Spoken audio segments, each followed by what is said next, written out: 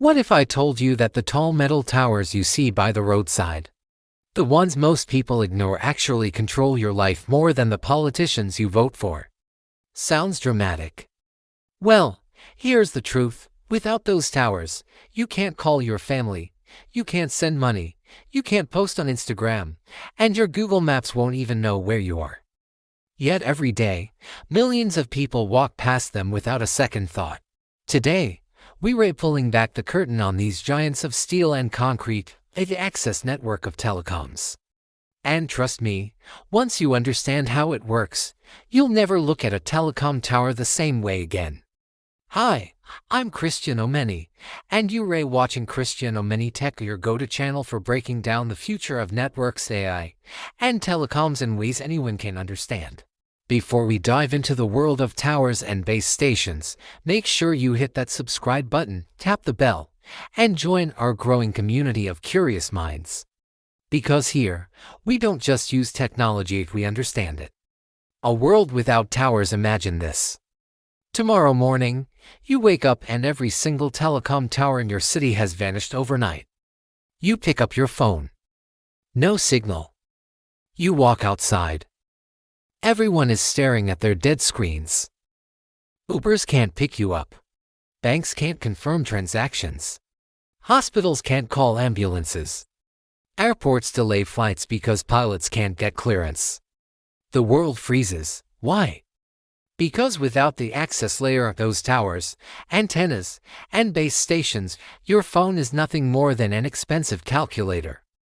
The access network is the bridge between you and the invisible world of the telecom core. And it starts with those towers you see every day. What is the access layer? The first step, let's break it down. Telecom networks are like a human body. The access layer is the skin and senses, it touches you directly. The core network is the brain, it decides, authenticates, and routes. The transport network is the nervous system, carrying signals back and forth. The access layer is where your device first connects. It's your gateway into the telecom world. And that's why it's so critical. Without it, nothing else matters. Breaking down the access layer. So, what lives inside this mysterious layer? Three big players: towers, base stations, and antennas. Let's turn them into characters in our story. 1. Towers, the watchtowers of communication. Think of telecom towers as medieval watchtowers. High above the ground, they scan the land, ensuring that every call, every message, and every packet of data can find its way. Why are towers so tall? Because signals are like light, they need line of sight.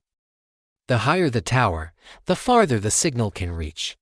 Every tower is built to hold multiple antennas, pointing in different directions like soldiers guarding their territory.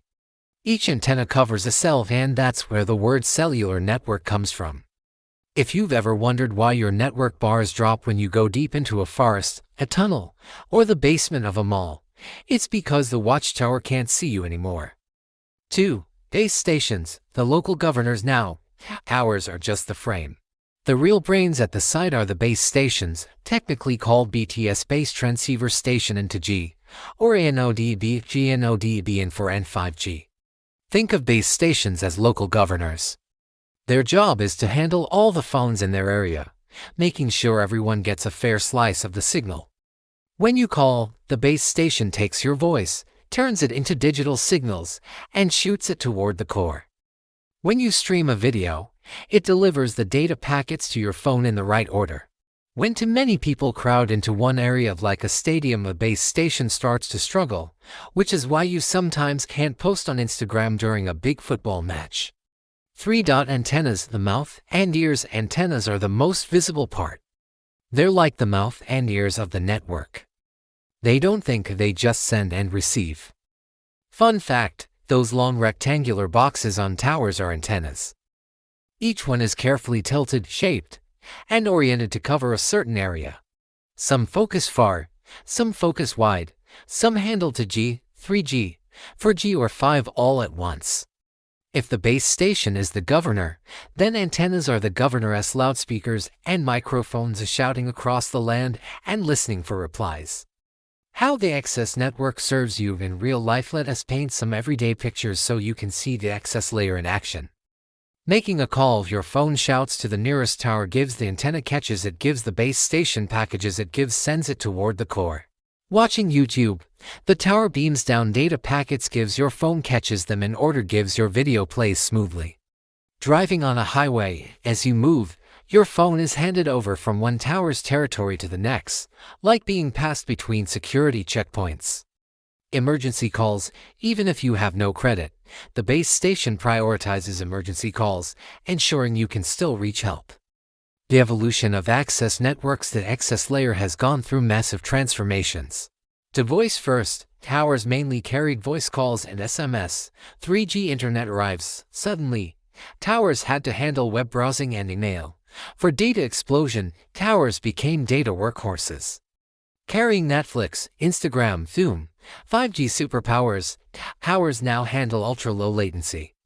Self-driving cars, smart factories, and IoT devices, not just humans, each generation has demanded stronger towers, smarter base stations, and more advanced antennas. Controversial twist, the tower debate, but here's the controversial part. Telecom towers are loved and hated. Loved because they connect us to the world. Hated because people fear radiation, property devaluation, and aesthetics. The irony? The same people who complain about a tower near their house are the first to shout, "Network is bad here." Science shows that tower radiation is far weaker than what your phone produces when struggling to connect. So, avoiding towers actually makes your phone work harder and closer to your body. Access layer in everyday life. Think of how much you depend on towers. That late-night call to a loved one. That ride-hailing app that gets you home. That mobile banking transfer that pays your bills.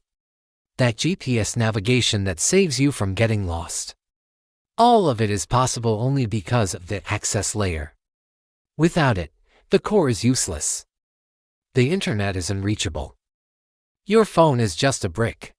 The future of access networks: small cells, instead of one giant tower. 5 is bringing many towers on streetlights, rooftops, even inside buildings. Massive MIMO antennas. These smart antennas can focus beams directly at users, boosting speed dramatically. Shared infrastructure. Companies are moving from each building their own towers to sharing towers, reducing costs. I-managed networks. Access layers will predict congestion, reroute traffic, and self-heal when issues arise. Why should you care? So, what's next for towers and base stations? You may never own a telecom tower, but the next time your call connects instantly or your video streams in HD, remember, somewhere nearby, a tower and a base station are working tirelessly for you. And if you're a student or tech enthusiast, the access layer is a career goldmine. From radio planning to tower engineering, the opportunities are endless. If this documentary opened your eyes to the world of towers and base stations, don't just walk away. Smash that like button, subscribe to Omeni Tech, and share this video with a friend who's ever complained about poor network. They deserve to understand the heroes of telecom, the towers standing tall across our cities and villages. I'm Omeni, and this has been another eye-opening journey on Omeni Tech. Thank you for watching, thank you for learning, and until next time, stay curious, stay connected, and remember, every bar of signal on your phone begins with a tower.